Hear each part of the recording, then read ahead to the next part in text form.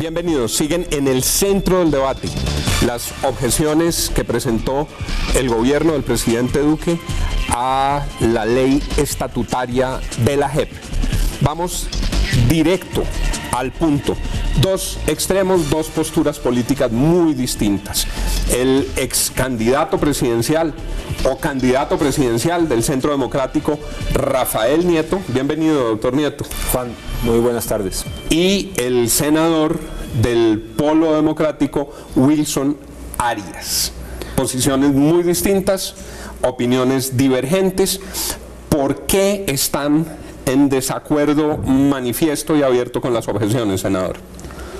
Porque creo que desarrolla una táctica de obstruccionismo a la JEP, porque creo que nos deja muy mal parados frente a la comunidad internacional. No te olvides que no solamente el fiscal de la Corte Penal Internacional, Naciones Unidas, y en lo económico, ahora escuché otra parte del programa, la Lagarde, la directora del Fondo Monetario, dice no solamente el multilateralismo político, sino también económico, ha insistido en que le demos curso al proceso de paz y muy especialmente a la JEP. Y porque finalmente creo que alienta algo que en su época tuvo furor, el choque de trenes. Es evidente que hay un contrasentido de las objeciones, casi que explícitamente un vis a vis a cuatro temas muy importantes que ha planteado la JEP, de modo que creo que son razones suficientes para manifestarnos en contra de esas objeciones. Doctor Nieto, el apoyo a la decisión del presidente, ¿por qué? Porque la facultad de objetar por inconveniencia un proyecto de ley es propia de las funciones constitucionales del presidente de la República y una expresión del sistema de división y equilibrio y de frenos y contrapesos de la democracia. Las objeciones presidenciales están pensadas para que el Ejecutivo participe en el ejercicio de la creación de las leyes. Vienen del Congreso, pero pasan al estudio de la presidencia, que puede objetarlas o no, y si no las objeta, sanciona y promulga, pero si las objeta, que es su derecho, es constitucional, se devuelven al Congreso para estudiarlo. Como la ley estatutaria tiene control constitucional previo, las objeciones del presidente en estos casos concretos, como el de la JEP, no puede ser el de objetar por inconstitucionalidad, pero le cabe la posibilidad de objetar por inconveniencia, y eso no solamente es respetuoso de la Constitución, sino que es parte del sistema democrático, y por supuesto el ejercicio de esa función constitucional no se puede interpretar de ninguna manera como un choque de trenes. Es un torpedo a la paz, y les pregunto a los dos, ¿por qué ustedes dicen que no? ¿Por qué ustedes dicen que sí? Lo primero que hay que decir es que paz en Colombia no hay. Aquí hay una situación de un pacto con uno de los grupos armados organizados, con enormes dificultades en la implementación de ese pacto, que no tiene alrededor de sí un consenso nacional, sino que tiene un problema de legitimidad y ciertamente es divisivo al interior de la sociedad colombiana. Hay quienes dicen que la propuesta del presidente Duque rompe la unidad nacional. No, en este tema no hay unidad nacional. No la hubo con ocasión del plebiscito que se inventó el presidente Santos, cuyas reglas de juego cambió el presidente Santos para beneficiar el sí, que le metió toda la maquinaria y toda la publicidad a favor del sí y sin embargo perdió. Esa expresión democrática, la del no, no fue respetada.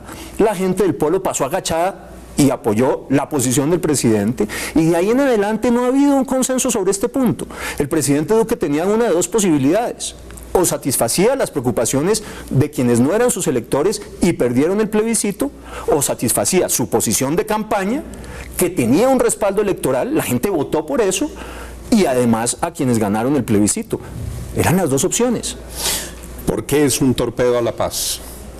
Porque evidentemente la Justicia Especial para la Paz es la instancia más importante que estamos dirimiendo en general. Nos hemos pasado además dirimiendo estos asuntos desde algún tiempo, creo que un poco extenuante además, porque en efecto tiene razón el doctor Rafael, hay una polarización del país, hay una confrontación que me parece raya, creo que ya en un momento de gran dificultad política para estos menesteres, que puede algo así como demeritar en general la función de la JEP. Me preocupa mucho, independientemente del curso que tome el proyecto, espero que la sensatez prime y que no se atiendan estas objeciones, pero la suerte de la JEP no es solamente esto, es decir, estamos hablando de institucionalidades. Yo, en cierta medida, el pueblo viene aquí a defender la institucionalidad, esa que en general ha sido esquiva, esa que no legislamos nosotros solamente, y que cuando podemos votar lo hacemos pues en unos consensos muy especiales.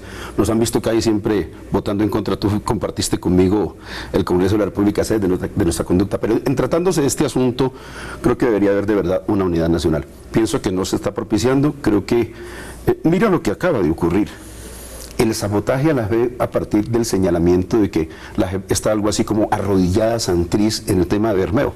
Ahí sale el fiscal a decir: no encuentro pruebas, no puedo vincular a este fiscal con Santrich, pero el daño está hecho, no solamente ni tanto. La suerte de Santrich pues tendrá que resolverla él con sus abogados.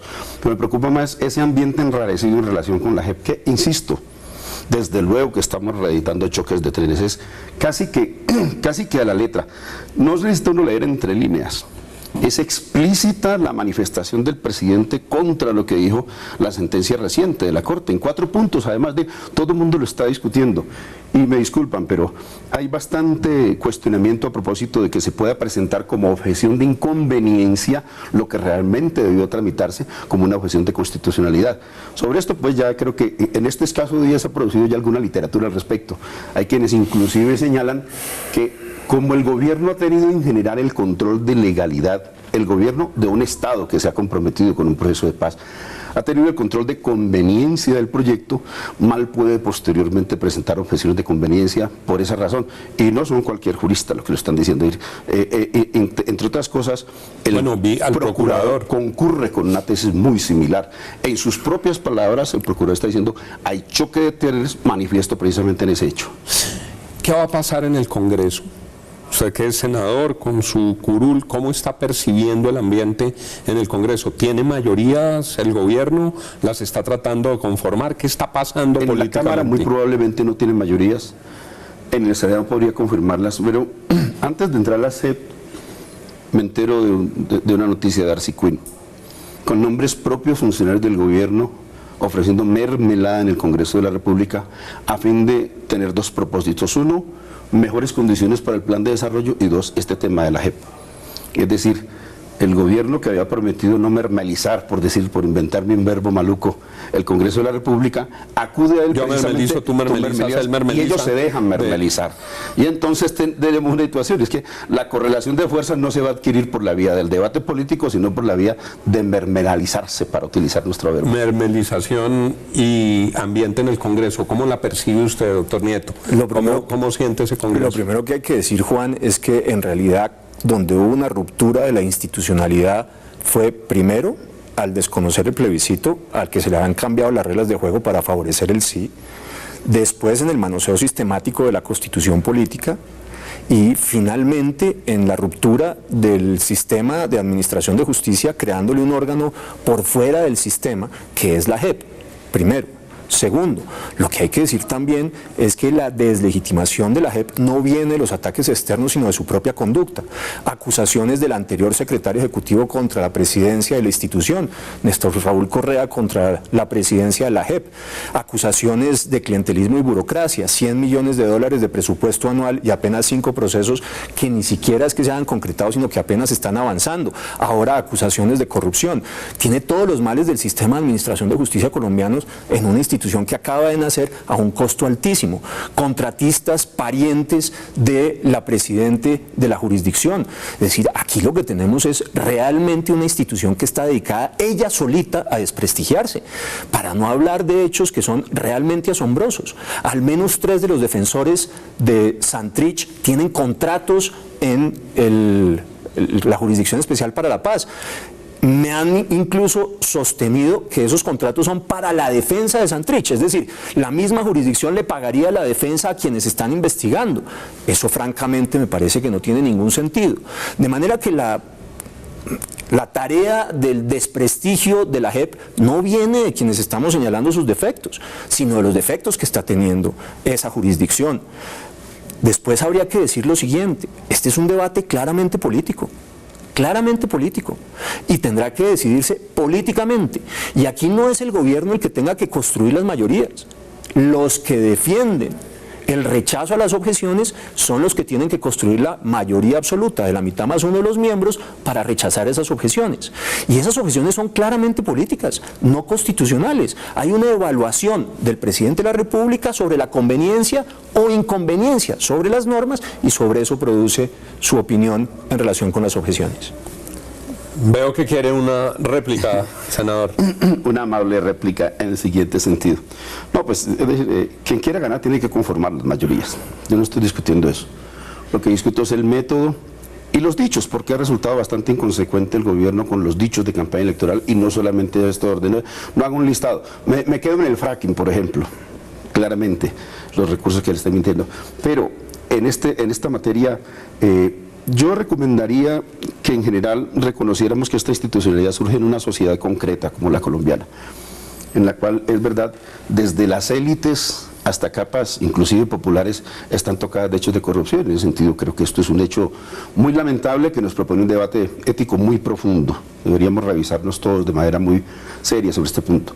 Pero si de llorar se trata, voy a utilizar dos figuras de personas que no son propiamente afines a mí. Nuestro ex procurador, flamante canciller, decía: lloremos por los dos ojos. Si hemos de llorar por la JEP, creo que hay unas cuantas lágrimas que lamentaré. Yo no soy un defensor de oficio de la JEP ni de la señora, qué sé yo. Habrá que revisarla y esculcarla muy bien, me parece adecuado. Ojalá hagamos control político suficiente al respecto y me ofrezco para ello. Pero los lagrimones vienen, por ejemplo, por la Fiscalía. Yo diría que si se trata de retratar esto y de impugnar una institución para que desaparezca o se menoscabe en razón de ello, pues tendríamos que haber borrado de la faz de la tierra la Fiscalía con fiscal a bordo y todo. Es que el fiscal nombró al fiscal anticorrupción colombiano que hoy está detenido en los Estados Unidos, de modo que podríamos hacer una especie de retahíla en relación con ese tema, y creo que no avanzamos mucho. Lo que creo que es constatable es que se han armado montajes para demeritar a la JEP, y eso es lo que yo señalo como me parece muy riesgoso. Los lunares, las pifias que tenga, creo que estamos llamados todos a controlarla y no les correremos, digamos, ¿no? el sentido al control.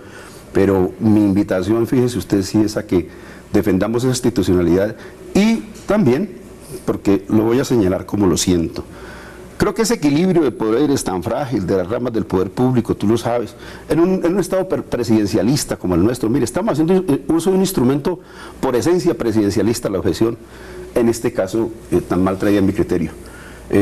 Creo que estamos defendiendo, digamos, esa institucionalidad, yo diría casi que de una perspectiva autoritaria, que sigo viéndola, Juan. Yo siento algo así como los ecos de los choques de trenes de otro expresidente autoritario que casi que precisamente una de las consecuencias de ese ejercicio autoritario de la presidencia conduce hoy cada vez más peligrosamente de choque de trenes, en momentos en los cuales lo que está en juego es un proceso de paz para nuestros hijos.